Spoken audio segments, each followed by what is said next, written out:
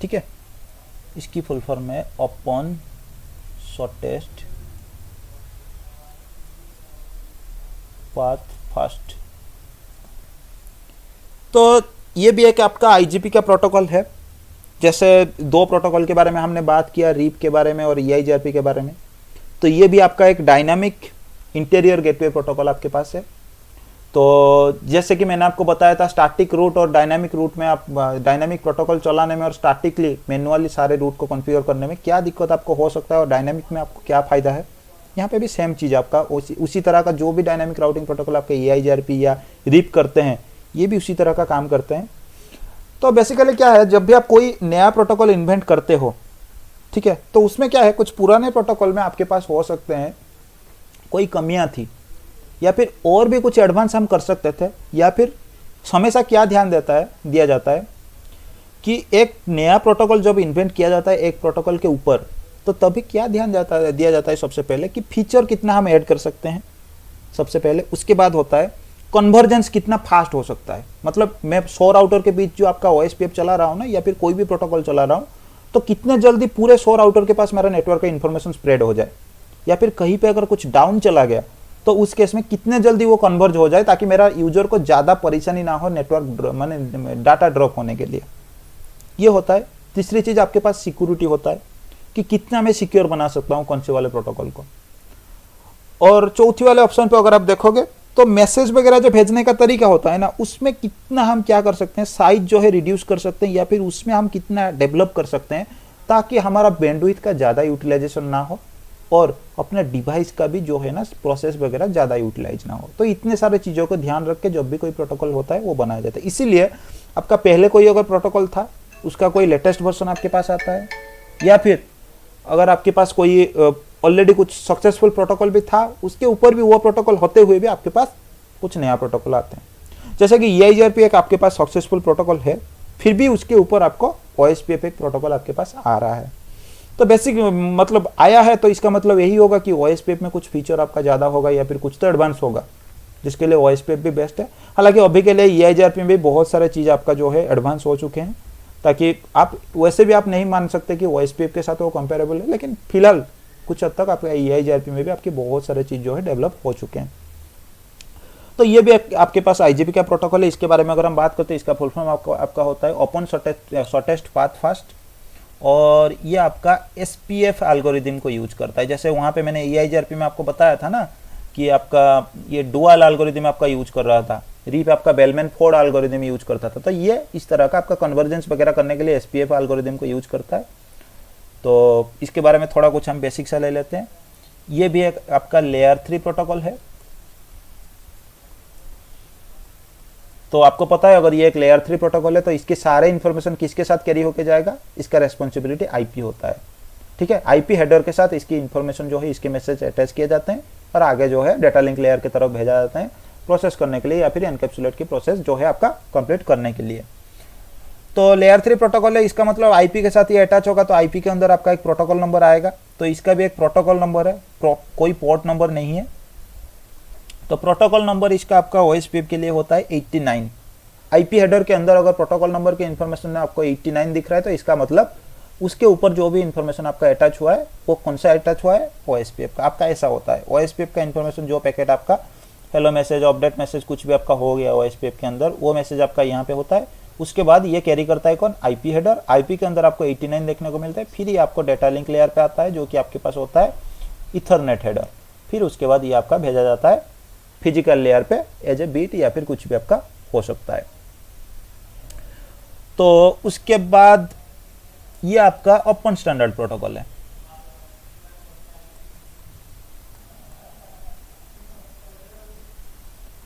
तो अगर आप सीसीएनए पढ़ रहे हो ना, तो सीसीएनए का मतलब आपका होता है आप सिस्को के कोर्स जो है ना वो आप पढ़ रहे हो। तो इसका मतलब आपको दो चीज देखने को मिलेंगे, एक आपको बताया जाएगा ओपन स्टैंडर्ड और एक सिस्को का बताया जाएगा, सिस्को प्रोप्राइटरी।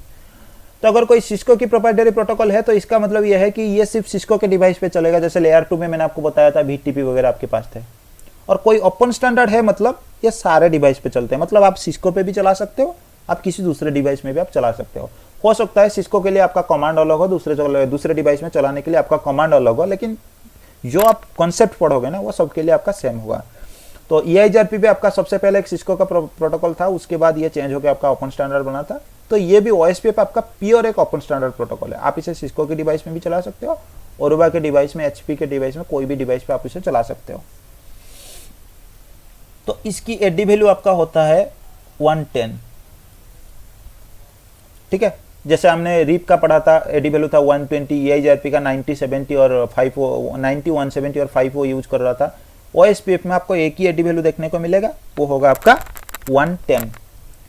और OSPF में कोई राउटर अगर कोई भी मल्टीकास्ट, कोई भी मैसेज अगर किसी से भेज रहा है, मतलब हेलो मैसेज या कोई भी मैसेज आगे भेजने की कोशिश करता है, तो ये भी मल्टीकास्ट मैसेज भेजता है।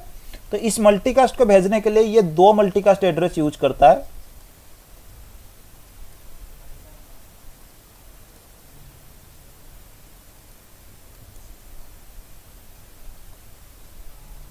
ठीक है, एक आपके पास होता है 224.0.0.5, 224.0.0.6। अभी के लिए हम जितने भी बात करेंगे 224.0.0.5 का हम बात करेंगे। जनरली जो भी मैसेजेस आपके होते हैं ये इसी मल्टीकास्ट एड्रेस पे भेजे जाते हैं। जब हम आगे पढ़ेंगे तो हम जानेंगे एक्चुअली 224.0.0.6 का क्या यूज है, वो एक स्पेसिफिक यूज होता है। नहीं तो आपके बाय डिफॉल्ट जितने भी मैसेज OSPF का आपका ट्रांसमिट होते हैं वो आपका क्या होता है 224.0.0.5 के साथ आपके होते हैं। और इसके मेट्रिक आपका होता है कॉस्ट। OSPF में कुछ कॉस्ट वैल्यू आपके पास होते हैं जो कि इसके मेट्रिक होता है, और कॉस्ट कैलकुलेशन का भी कुछ तरीका होता है जो भी हम मेट्रिक कैलकुलेशन के टाइम हम देखेंगे, ठीक है। और ये इसका मेट्रिक कैलकुलेशन के लिए ये कॉस्ट को यूज करता है। जैसे EIGRP आपके पास था ना, EIGRP क्या कर रहा था, बहुत सारे चीज को यूज करता था। यहाँ पे इतना सारा चीज ये यूज नहीं करता है, बस कॉस्ट को यूज करता है। और कॉस्ट बेसिकली किसके ऊपर डिपेंड करता है, बैंडविड्थ के ऊपर डिपेंड करता है, हम देखेंगे। और ये एक आपका pure link state routing protocol है।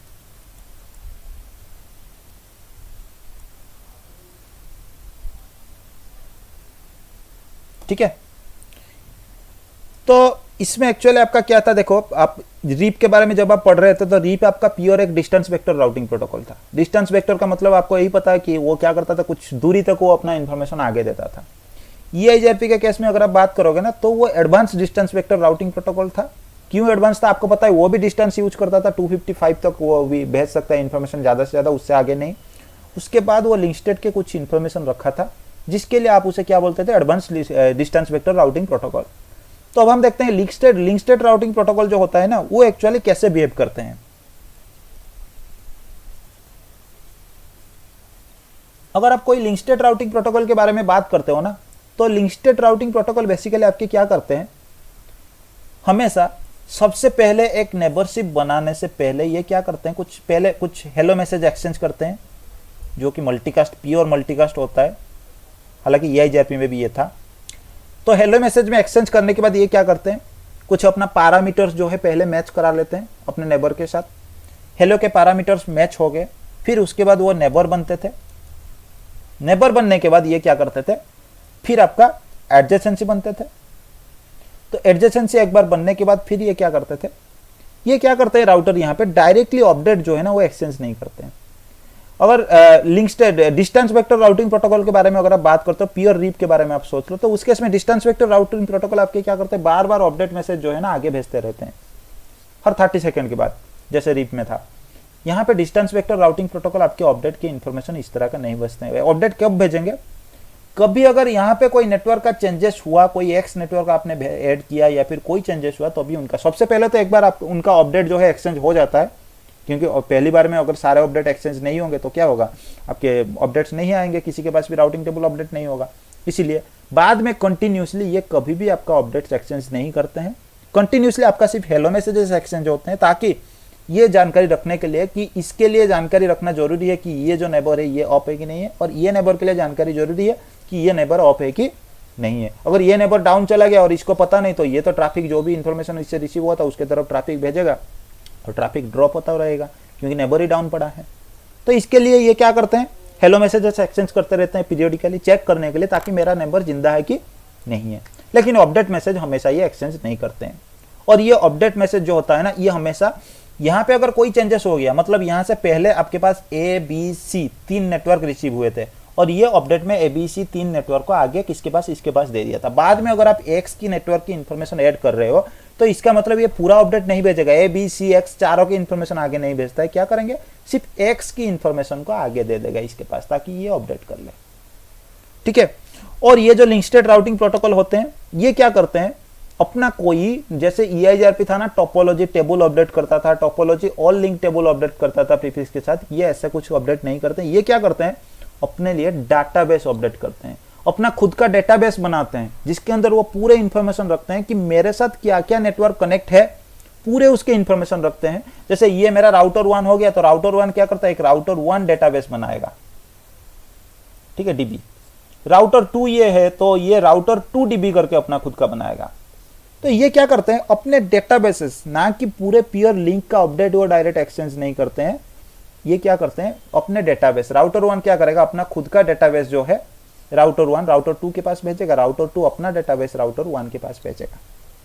ठीक है। यहां पे अगर कोई और राउटर आपका कनेक्ट था, राउटर 3, इसके बारे में मैं नेक्स्ट क्लास में बात करूंगा, आपके दिमाग से और भी क्लियर होगा, थोड़ा कंफ्यूज आपको लग रहा होगा।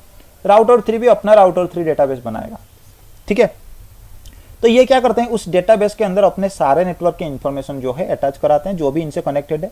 राउटर 2 भी ऐसा करेगा और खुद के साथ मतलब एक्सचेंज कर लेते हैं। तो एक्सचेंज के बाद क्या होता है, राउटर 1 के पास राउटर 2 और राउटर 3 के डेटाबेस और खुद का डेटाबेस तो होता है।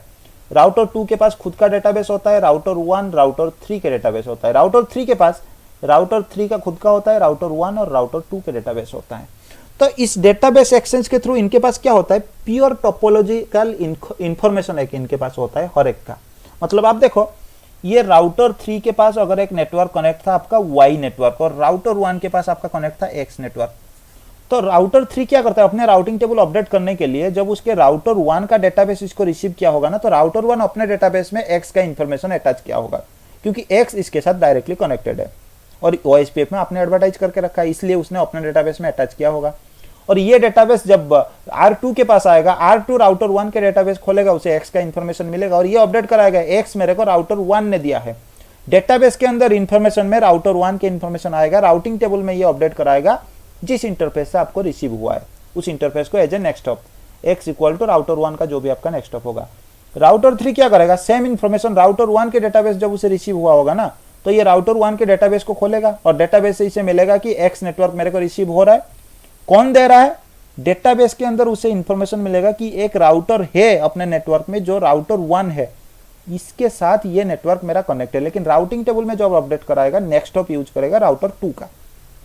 तो इससे आपको एक चीज एक्स्ट्रा पता लगा होगा, कुछ EIGRP से कुछ एक्स्ट्रा आया होगा कि राउटर 3 के साथ राउटर 1 डायरेक्टली कनेक्टेड नहीं है, लेकिन फिर भी इसके पास डेटाबेस के अंदर इंफॉर्मेशन है कि राउटर 1 X नेटवर्क जो है एक बंदा है राउटर 1 करके, जिसके साथ ये डायरेक्टली कनेक्टेड है। ये चीज आपके EIGRP में नहीं होता था। EIGRP में आपका बेसिकली क्या था, इस तरह का आपका था, मान लो यहाँ पे आपका X नेटवर्क कनेक्ट है, इसने इसको एडवर्टाइज दे दी, इसने इसको दे दी, तो ये राउटर को लगेगा ये X नेटवर्क इसी के साथ डायरेक्टली कनेक्टेड है और कुछ एक्स्ट्रा इसको नहीं लगता है।